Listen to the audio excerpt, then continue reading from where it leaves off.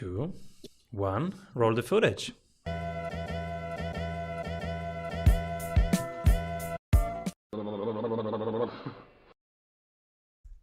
Welcome back, everybody. I'm Simon Severino, your host. And today we talk the financial goodness that comes to us via crypto with Wharton MBA, professor of business at Pepperdine, creator of Ease Numbers financial projection software, which has helped raise over $2 billion for thousands of startups.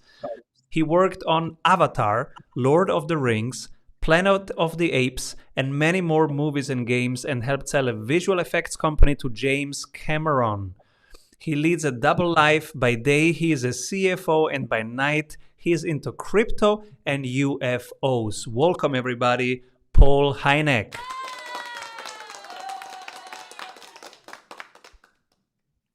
When did you fall into the crypto rabbit hole? 2017. I started advising a company that asked me to be an advisor about smart cities. And I told them, look, dude, you got sold a bill of goods. I don't know jack shit about smart cities, but I can help organize your advisory board. So I did. And they're a super cool company. They went dormant for a couple of years and came roaring back. And that's, I'd been aware of crypto before that, but I didn't have a personal involvement. I didn't have a personal stake in the game. And ever since then, I've just been in love with it. That's pretty early. And how was your journey? It takes some people weeks, some people months, some people years. I'm on the years side to really wrap their head around what's going on. What was your journey? Well, yeah, kind of like waves of deeper recognition. And it really wasn't until last year when the sort of full cascade of not only the money that you could make by speculating or trading with crypto, but the fact that it represents, in my mind, a greater transformation than the internet was. There are 1.7 billion unbanked people in the world. They have been effectively shut out from the financial system.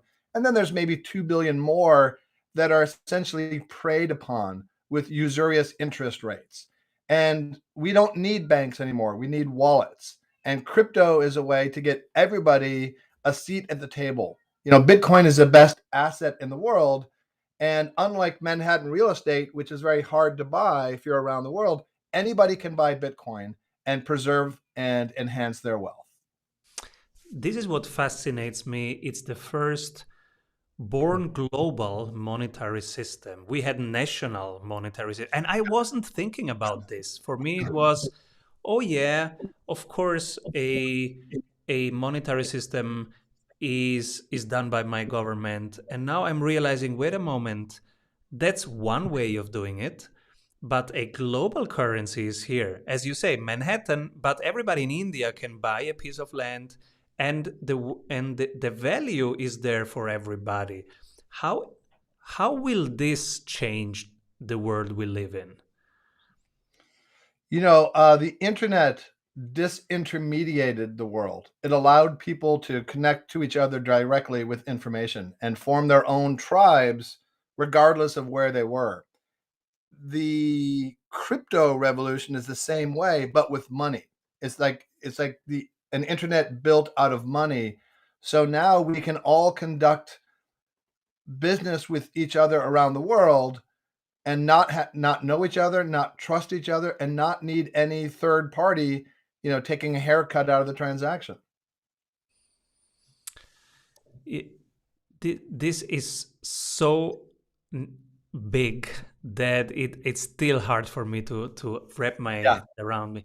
And just today so you have worked with Cameron and with the biggest people in the movie industry.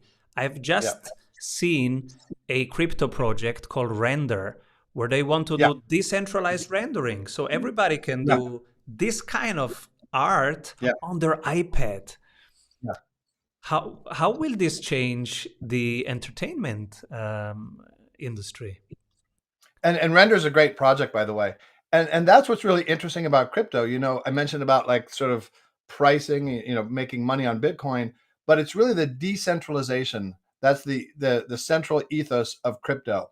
So instead of having a company like Facebook make all the money from the creators' content, now you'll have a crypto decentralized equivalent of Facebook where the money goes to the creators.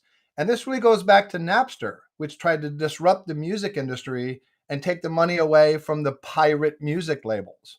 So now I think we're going to have all sorts of companies of crypto projects that are equivalents of terrestrial, traditional, centralized companies. And so it's not only going to disrupt banks and make banks go away, but it's going to change how we look at companies. And then I think governments too, because these are transparent, fair, voted upon, mathematically guaranteed contracts. People ask, well, what's behind Bitcoin? How do I know it won't crash to zero? Well, I have a lot more confidence in a mathematically guaranteed contract that is powered by millions of computers than I do in a government like mine in the US that is printing money like drunken Australian sailors. I was Googling yesterday, literally yesterday, how can I run a Bitcoin node? And I Yeah. realized it's not that complicated. Everybody can do it. And then you see it. So you see what it is Yeah. and what a layer one is and what a layer two is. And you lose all these anxieties and it becomes tangible. And I'm fascinated by what's going on, and also I'm thinking, how will companies be transformed by it? Should we all start a DAO? I'm watching these DAOs coming up, and Right. will all companies soon be distributed? You're starting to see equivalents of everything. Like you mentioned, Render. There's a Facebook equivalent. I just saw one called Drife, Drife, which is the decentralized version of Uber and Lyft. Wow. And I think people will naturally gravitate to those companies or I don't even know if you can call it a company now. Let's say a project, which is the crypto parlance, because the drivers in that entity will get more money and they'll have more of a say in the governance of what they do. I am right now in 20 Discord groups, in 15 DAOs, etc., because I want to see and learn from the frontier world. Because Yeah. sometimes, and I think this will be the way people work in the future. Now, you are a CFO, I am a CEO. I think these are old models. My kids, they might be in 15 DAOs, so they are in 15 projects. They have no strong affiliation. They have like 15 weak project-based affiliations. Yeah. They come into Slack, nobody says hello. They pull tasks and then they get paid by a smart contract. It might be a complete different world. Yeah, and I think that gets to like sort of what we call the gig economy, right? Where the notion of working for one company for your whole life and then waiting to relax and retire and getting a Barca lounger chair and a gold watch for your 50 years of service is just becoming ridiculous. In my class at Pepperdine, I teach the students, look, you cannot count on one company to pay your money, to pay your rent or your mortgage. You need a second income. That's sort of the first step to financial freedom. Then after a second income, you should have passive income. So it's not an equation of how much time you spend and the money that you make. And then you need to go, all in on crypto, I think. And I want to get to the point where I don't even have a bank account. I want to have all my money in various crypto and stable coins as well. And then when I need to make a purchase on Earth, it will translate instantly into filthy lucre fiat currency for that tawdry transaction and then go back into the safe, happy place of crypto. I literally think that my bank will be something like Celsius or Abra, something where I have my Bitcoin on, I lend against Yeah. it, and Yep. and you know, I'm showing to my friends, look, I am the bank now. I Yeah. own it and I can lend it. And they go, Yeah. no, Simon, where's the catch? Where's the catch? I get, there is no catch. It works. And I try to explain the mechanics, but nobody listens to me. Does anybody listen to you? It takes, I've seen a sea change. I've been evangelizing for crypto for a while. In the last 6 months, people have come to me who 6 months ago or a year ago were saying, "No, I don't get it. It's too volatile. Silk Road, all this kind of stuff about Bitcoin and all that." And now they're coming to me saying, "Where do I buy it?" I mean, it's happening that quickly. And you can see that sort of, you put your finger on the pulse, and we're at that turning point. It's like the internet in 1997. There were about 100 million users then for the internet, about 100 million users now for crypto, and crypto is growing twice as fast as the internet. And what's really interesting from a sort of hardcore quantitative point of view is that the trend is that there will be 1 billion users of crypto by 2025. And this is a network. And because of, with Metcalfe's law, a network doesn't have a linear appreciation in value as it grows, it's exponential.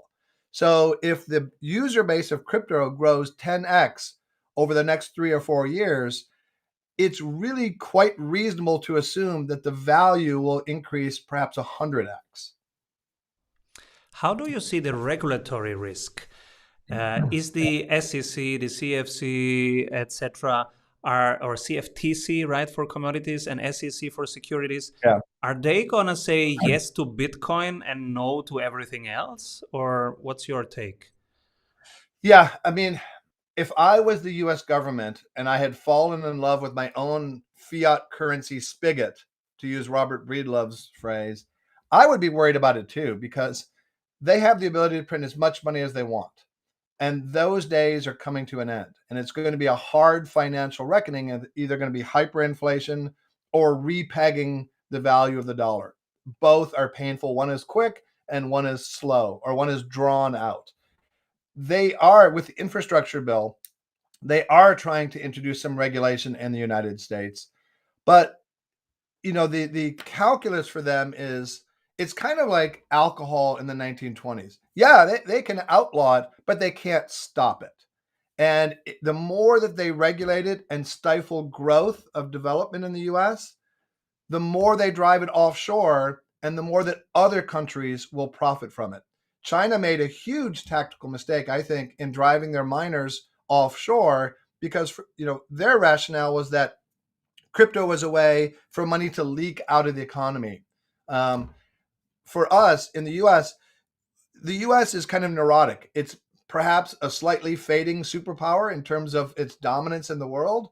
And whenever you start losing power, you get neurotic and you make irrational, impulsive actions to try to keep your power. And I think we'll see some flailing around in the dark in terms of regulation. But by and large, most of the regulation will be good because it will establish guardrails and make it safer for corporations to put money in. Proof of work or proof of stake, or will both be around? And there's other models too, right? So I think they all have a place. Bitcoin is the perfect store of value. As a transactional currency, it's already, ancient in the eyes of crypto development. Um, but they're both, as long as the rules are laid out clearly and can't change, it's almost immaterial to me about the proof method. Hmm. What are How do you structure your portfolio, if you want to share, like, your general Sure. logic or even the assets? Sure. So until recently, it was 25% Bitcoin, 25% Ethereum, and 50% altcoin playland, right?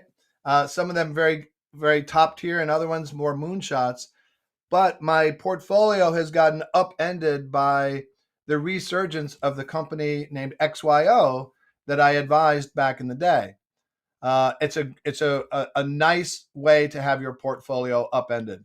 So I don't know how much I'll rebalance that, but still going forward, to me, Bitcoin is the safe zone. It's like that board game Sorry, where you go around the edges, and if you get your man in the middle, he's safe.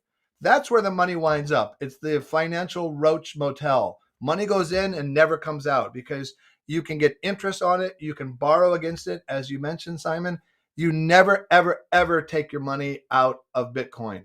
All the other coins, the money I have in other coins is because I think they will appreciate faster than Bitcoin in the short term. And because I believe in the project and I want to support them. But long term, all that money wants to go to the safe place in Bitcoin. And what happened with Ethereum? They want to upgrade since years. Yeah, next year, next year, next year. Is it still the DeFi vehicle? Yeah, there's other great ones too. That are the supposed ETH killers like Cardano, which I like quite a lot, and Solana and Polkadot. DeFi is so big that they can all do quite well. And I think Ethereum will be that foundational layer. And then the other ones will sort of specialize a little bit more into different niches. But I'm super bullish on Ethereum. There's a lot of tokenomics, in terms of it's becoming a little bit more deflationary and the circulating supply is going down. The gas fees are quite high, but those will come down. And over time, Ethereum, I think, will have the flippening and have a higher market cap than Bitcoin. I am getting a ton of questions. Hey, Simon, look at this APY. It's 70,000. How Yeah. can I not go in there? What would you say to this kind of questions? Yeah, you got to be careful because that's where you start to get to the rug pull territory, as you said. And the other thing that happens with that super high staking is that APY goes down as more people go in. So it's dynamic. Um, I think, look, that's kind of like if if you are risk averse, you already view crypto as sort of the riskier fringes of your portfolio. I think it should be the other way around. I think any money that you have in dollars, where you're going to take a guaranteed 15-20% haircut on actual inflation because the inflation marker is the market basket, eggs and milk and all that. It doesn't count assets and tuition and healthcare. So the risk is the dollar. But if you have your money in crypto, the more riskier fringes, if you don't understand the dynamics, are NFTs, which are really can go up and down, and the super high APY plays, because you just don't know what's going to happen with that. I have some money in those, and it's kind of intoxicating to watch it grow. It's not sustainable over the long term. And the average annual return of the stock market in the US has been about 10%. And with a time frame of 20 years or more, that's enough to make you wealthy. That's what you get from interest in some companies on your Bitcoin. So your interest on the best appreciating asset in the world is 10%. That's already pretty exciting. The more higher APYs you go for, the more risk, the more uncertainty you're going to face. You have one more passion, which is frontier, which is studying UFOs. How did that happen? Well, I don't know life without UFOs. My father was a professor of astronomy and astrophysicist and was asked by the Air Force in the 1940s to help them study flying saucers. And he thought, well, that's all of a weekend's work. Okay, I'm just going to poo poo them all. And he wound up being there as a side hustle for 20 years.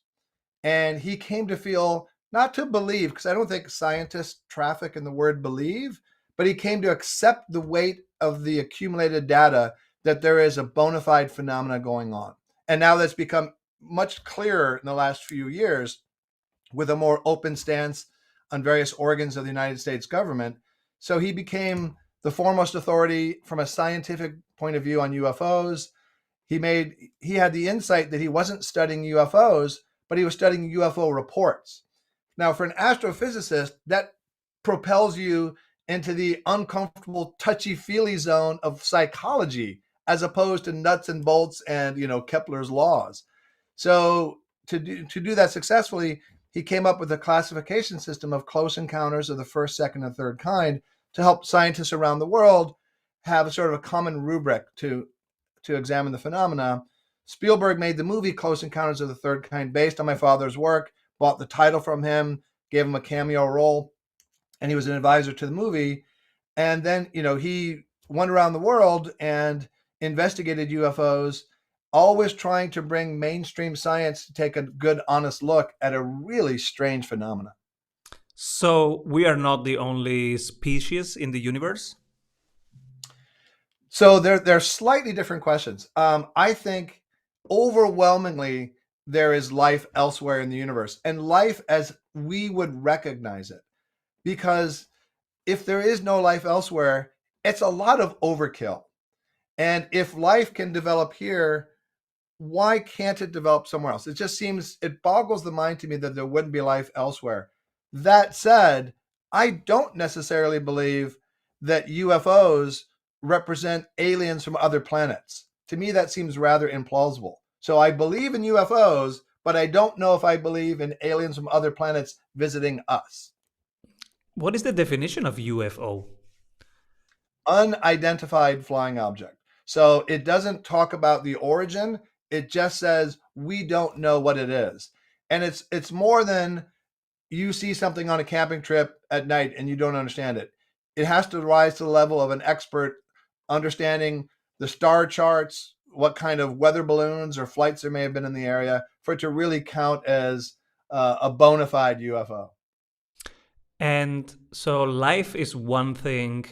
And what about consciousness outside of our terrestrial one? Yeah, so that's a fascinating topic. I was on a panel at a UFO conference on this weekend talking about consciousness and how reducible it is. And I'm a big fan of Ray Kurzweil and the singularity and the idea of immortality. I have the I can make the claim that I have the most documented success in history in reversing my age, and it's been published in a medical journal. And so I want to live forever. Okay. I've already beaten taxes in a way, and now I want to beat death. So to do that, though, there's a lot of different steps, and I can tell you about the particular things I've done. Mm-hmm. But the ultimate goal, even if you make everything in your body brand new, you can still get hit by a bus, right? You can still die. So to be functionally immortal, you need to upload your consciousness to a zip drive or something from which you can then download it again into other substrates. That's when you become immortal. And so the really tough part about life extension and perhaps space travel is really that decoupling of consciousness from your synthetic substrate, whether that's remote viewing an exoskeleton ship, leaving your body, or uploading it. It's a pretty interesting challenge, and it's something that fascinates me. And it happens all the time, right? When we come into the body and when we leave the body. So how far are we technologically to make it repeatable, affordable? Well, that's a good question. Going back to Ray Kurzweil, he originally thought that the singularity, which is in the context of artificial intelligence, is the point at which artificial intelligence becomes self-aware and recursively self-improving, would happen in 2045. He now thinks it will happen in 2036. And if that happens, that means, kind of like in the movie Her, which was a good visualization of how fast that would happen, we can't imagine what life would be like. There is no movie or science fiction book that has come close to portraying what it would be like. At that point, we would have the power of the 2035 internet embedded in our brain, and we could turn inert matter like the moon into a calculation engine. We could do time travel, I don't know, but we could do space travel. Anything that you can imagine, we could do. Molecular level desktop printing. You could make anything that you want from any substance with a recipe and some water and dirt. So at that point, the limitations we have on uploading and sharing consciousness would no longer exist. Wow. There is a lot in that sentence. I will have to re-listen to this episode to digest it. And it's exciting and it makes sense. It's also scary. There's I don't know if you've seen the show Black Mirror. A couple episodes, but I was sleeping so bad after it, I stopped. Okay, so the one episode that I love is called the USS Callister. And it's a fantastic episode that kind of starts off as a parody of Star Trek, but it really delves into the dark side of uploading and downloading consciousness. And, if your consciousness is downloaded, but not under your control. So it's, you know, we're facing a future of high risk and high return, of Was higher high. consciousness ever in my control? So that, Sam Harris. Yeah. So Sam Harris has it's kind of like an essay about free will. And he makes the point that, okay, Simon, predict your next thought. I can't. You can't. We're sort of used to thinking of emotions as something that we don't really control, we try to harness. But we like to think of our thoughts as our own purview. But if you can't predict your next thought, why do you think you control your next thought? Exactly. And there are experiments that show that if you have an EKG hooked up and you have the choice to press a red or blue button, there's a chemical signal that fires in your brain to press which button before you are consciously aware of it. Mm. And that your consciousness is sort of invited in, given advance notice before the rest of the world, but that it's not really you doing that. Mm-hmm. So the idea that we are all completely free will takes a bit of a hit. And the other thing that sort of interferes with that notion is the growing recognition of the influence of all the bacteria inside us on our behavior. So we've got 1 trillion cells in our body. We have 10 trillion bacterial cells. Mm. So in essence, we are a walking vehicle for a bunch of freeloading bacteria. We are 10 times as much bacteria as we are we. And we're just starting to nibble at the edges of understanding how much they influence. So if bacteria influences us, if our decisions are at least partially chemically based, how much free will is left? I don't think we are chemical bacteria automatons, but I think there's some kind of middle ground there where if we understand better the bacteria and the chemical signals, we can probably navigate ourselves to a place of enhanced free will, understanding that, going back to your consciousness, to me, the best definition of consciousness, which is sort of the root level, is that you have an awareness of the environment and ability to adapt. And that's what we have done. And I think humans, we have sort of grafted upon that sort of basic and, responding to the environment with an emergent property of higher level consciousness. And that's what's most fascinating about us.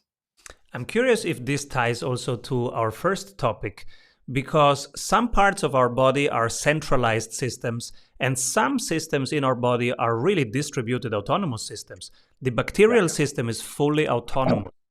The digestive system, fully autonomous. We don't think, we don't do digestion, right? And we don't even trigger it. We cannot do it faster or slower.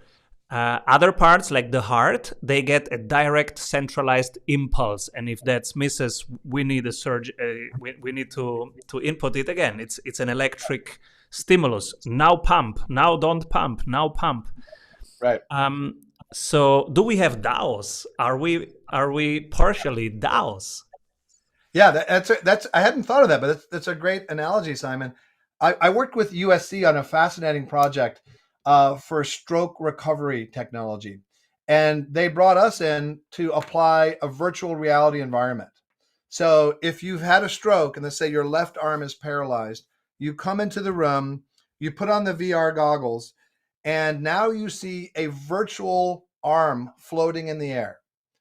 And the goal is they have both EKG and EMGs on your arm. The goal is to see if the motor cortex, now in a stroke, your muscles are still intact. What's happened is the electrical circuit between the centralized area, the motor cortex in the brain, and the decentralized sensory nerves in the arm has been broken. So the motor cortex in the brain says, look, I'm not sending any signals to the arm to move because I don't know where it is. I don't know what direction it's going. It's too dangerous. So the motor cortex says, nope, I'm not going to do that. So the arm is paralyzed. So in our experiments, what we do is you're watching in VR, you see a virtual representation of your arm. Now, the arm will move a little bit and it's picking up the signals that the motor cortex is sending. And this real-time feedback for the brain is very interesting. The motor cortex says, hey, that's interesting. I'm getting some kind of feedback from the arm. Let's play with this a little bit. So it sends very faint signals, which are enough for the VR representation of your arm to move. Then we hired a sound designer to create a feedback sound that your arm is moving towards the target position. So it's like, and when you get there, there's a phase lock, whoosh, and a bird lands on your arm. And it's a very simple, success-based feedback loop for the brain. You do that again and again, the motor cortex, the centralized function in the brain says, hey, this is working out pretty well. I'm going to start sending stronger signals. And by doing that again and again, it reboots the dormant sensory nerve impulse system and the function is restored. Wow. And I think I've read also about phantom limbs, which is maybe the same thing on the opposite side. It's when that loop is still there, even if you lose your arm. And Yeah, and right, that's the same thing, and that could be the motor cortex with legacy signals or trailing signals coming in. But even like painkillers, if you have pain in your hand, you take a painkiller, all that does is stop the sensory nerves from coming to your brain. It's not stopping the pain. And phantom limbs, again, is just it's a bug of the system that's not used to not having that limb, and it doesn't know what to do with maybe trailing sensory nerve impulses, or the motor cortex is trying to compensate for that. Fascinating. These both crypto and all these disruptive things are giving us so much chance to understand ourselves better, and it's fascinating. Paul, where can people dig deeper and find you and read more about your work? Yeah, I don't know. I have a really anemic social media footprint. I have a Twitter account, which I don't use very much. I don't really have a website. So yeah, good luck. I don't know. And who should be my next guest? Yeah, I thought about that. I would say, because you know Michael Saylor, I'm sure, Oh yeah, he brought right? me into this whole Okay, spiel. right. So I don't need to mention him. I would say Greg Fay, who is one of the brightest medical minds in the world. Now, I mentioned my life extension success, and that's based on his work. So he did a trial under the aegis of the Stanford Neuroscience Institute to regrow the thymus gland. The thymus is behind your breastplate. It's what creates the T cells, which are thymus enabled cells, which are your white blood cells, which are functionally your immune system. Every human, once you're 20 years old, your thymus starts to shrink. So your immune system gets progressively weaker. But in this trial, the first trial ever approved by the FDA to combat aging as a whole, as opposed to this or that disease, it was proven to regrow the thymus and to turn back the clock on overall systemic biological aging, and was published in a medical journal. And I was in that trial, and for whatever reason, I had the best success. So that's how I can say I have the most documented success in age reversal. I'm now the CFO work on that. And this guy, Greg Fay, who's the mad genius behind this, is absolutely brilliant. And I think he'd be a fascinating guest to talk about. He knows everything about life extension and the body and preserving cells after death. Just a brilliant guy. Paul, you inspired me and many here. Thank you so much for generously sharing your wisdom, your journey with us. Please come back soon. Sure. Happy to. My pleasure, Simon. Avoid trying to do thousands of things that doesn't work. We have 274 templates for your business success.